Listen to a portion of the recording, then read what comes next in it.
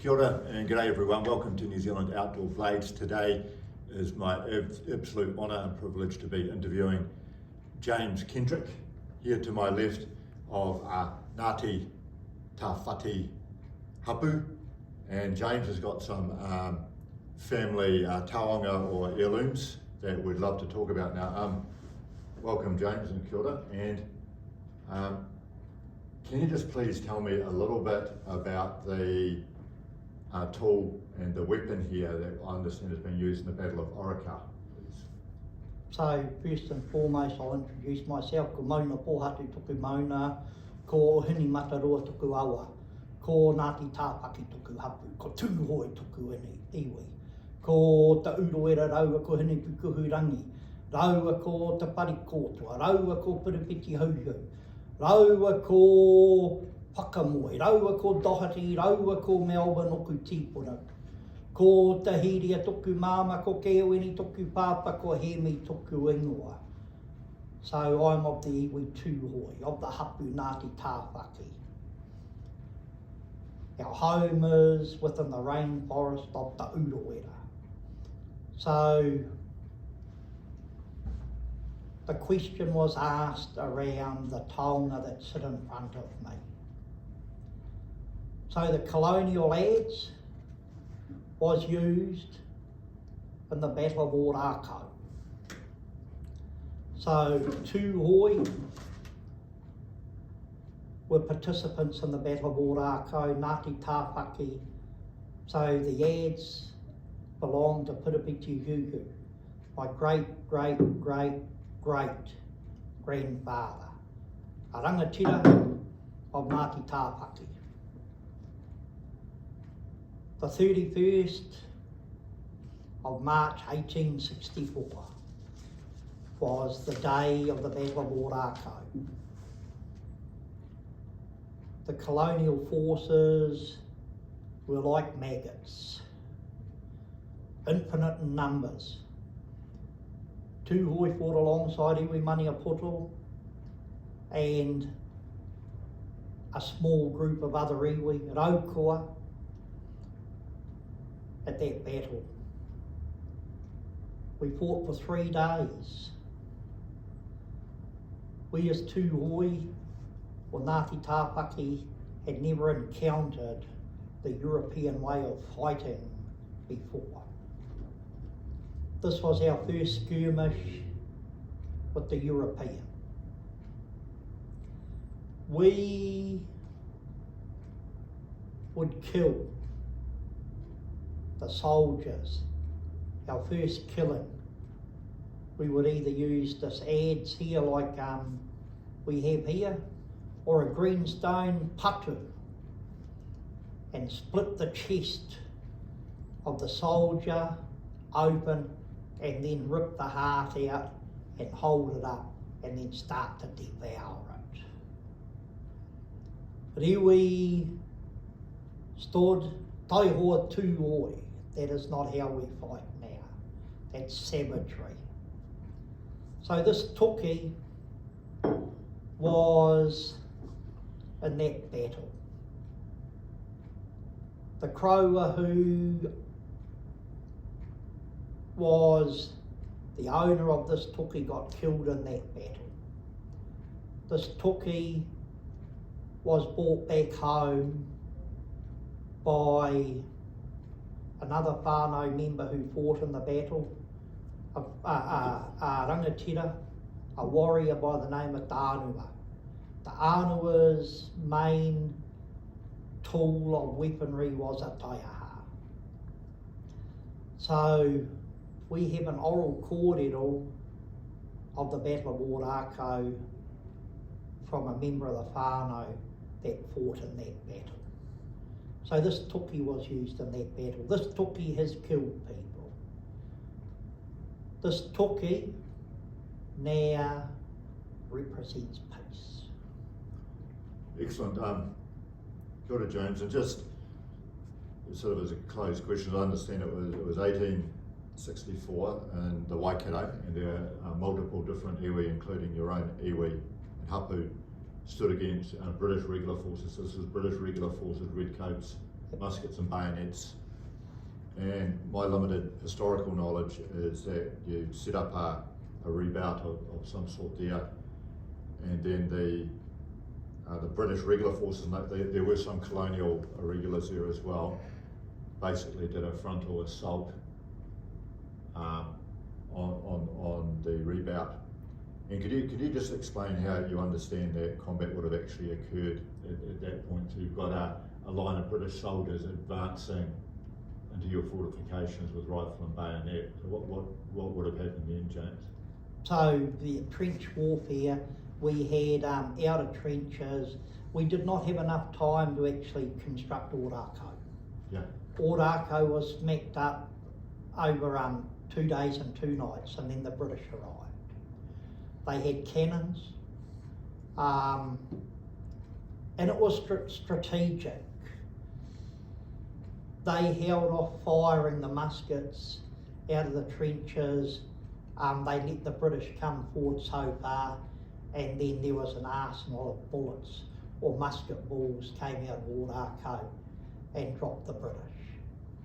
We had women and children in the fortification with us. They were loading the muskets as we were firing them. The British quickly retreated. Ultimately, we started to get run down. We were firing pips and seeds from the muskets. And the general put up the white flag and offered us surrender. We stood and we spoke that we will fight you ake, ake, ake, forever, forever, forever. The general then turned around and said, your women and children need not die with you. Let them out. That is where a Rangitira, a woman, stood, and the famous words were, in translation,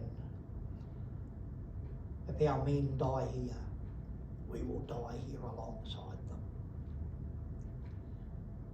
Kia ora, James. And I understand, without being macabre, that this would have been used in close quarter battle, and this actually took multiple lives. This thing, with respect to the fallen and the weapon, this not only used in combat, this actually took life too. Yes, it took life. It took many lives. You know, a warrior becomes one with his weapon. The weapon mimics the movements of the warrior. So it's an extension of the warrior's arm. And my limited understanding of historical warfare then, but at that battle, or part of the battle, there was a mercenary called Von Tempsky, and he made mention that his men were quite frightened of the tomahawk or the axe, because it was used in a very violent downward motion, and they used to try to devise tactics with revolvers and even Bowie knives to try to defend a bit against that, but it must have been quite difficult, because I imagine you've just got a downward strike with this weapon on an opponent. It would be basically a free-for-all, wouldn't it? Yes. So the use of the Colonial Adze mimics the greenstone patu, because the greenstone patu was a downward force. You speak of Von Tempsky. Von Tempsky was a murderer. On day 3 of the Battle of Ōrākau, we devised that we would break out of the path. So we looked at the weakest part of the British defence, and we'd been watching that over the time of the battle. and a breakout was devised where they formed the head of an arrow. Warriors on the outside, women and children on the inside, and the old people on the inside. The Colonial Force did not expect a force as small as ours to attempt an escape. We lunged out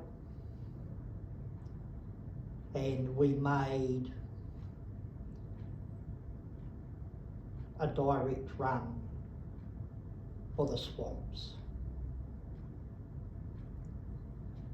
We were shot at, we were killed. Von Tempsky and his horsemen with their swords came in, and as the women and children were running away, just cut them down. You know, we talk of the genocide that Hitler implemented with the Jews. The Colonial Forces in the Battle of Ōrākau through Von Tempsky initiated genocide, killing women and children. I do understand from my readings, James, here that there is actually documentation of the British and Colonial Forces murdering women and children during that battle, so it's very unfortunate. And that's been multiple sort of documentations of that. So as I understand it, James, and more for our viewers here, so there was a temporary defensive position established, there was a British frontal assault, there were significant casualties caused upon the British regulars. After a few days, you ran out of food, water and ammunition, and the Rewi Forces conducted a fighting withdrawal, if you like. And in some cases that was, unfortunately, there were non-combatants murdered or killed during that, which is very unfortunate. And then what happened then? It was break contact, just try to get to the next defensive position, was it? Or? No. The battle was lost. Battle was lost, yeah. So, you know, wounded, Tūhoe made their way back home. You know, walked, dragged themselves back to Rūruwera. That's how this Tuki got home. A warrior, a whānau of ours who fought at Ōrākau, he was wounded in the Battle of Ōrākau, and he brought what he could back home. He had the full pūhoro, the tattoo from the waist down. He was tapu, he was sacred.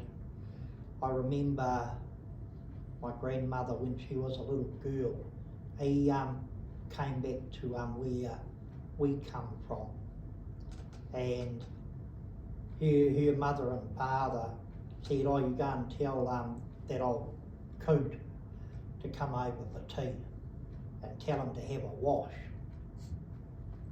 So my grandmother goes over and says, oh, and bearing in mind this fellow was a warrior. You know, they still come from a time they actually ate human flesh, and told this warrior, oh, koro, mum said to come over for tea and to have a wash. And this old fella turns around and he says to my grandmother, does your mother think I'm a potato? You know. But that's how that came back into Rūruwera. And just checking, we're still filming. I'll just do a close-up for our viewers. So this is the Colonial Adze. Now, this is obviously steel or iron, so I'm imagining, James, this was fashioned by a New Zealand blacksmith somewhere. Yes, it was. Yeah. Potentially it could have been bought in from overseas. Okay, but it was modified. Yeah. So from a historical perspective, the iwi quickly adapted, or the Maori quickly adapted to use of European weapons, but they're actually able to use, as I understand it, many of their martial skills that developed with traditional weapons with these European weapons. Thank you, James. And if you don't mind me just asking quickly for our viewers what this is, please. So there is a stone adze, that is a tool of a master carver. So the master carver had many different adzes, chisels, all made from stone. So the owner of that adze also was in the Battle of Ōrākau. Excellent. Yeah. Yeah. So that adze has carved some of the greatest meeting houses within Tūhoe and within the King Country. Excellent. And I find it quite fascinating because the way it's been, I've got no idea how they made it, but this is a hard chisel type stone, flint, if you like, and it's been chiseled into basically a chisel itself. So it's an incredible bit of craftsmanship. All crafted with stone and yeah. Incredible. One of the things that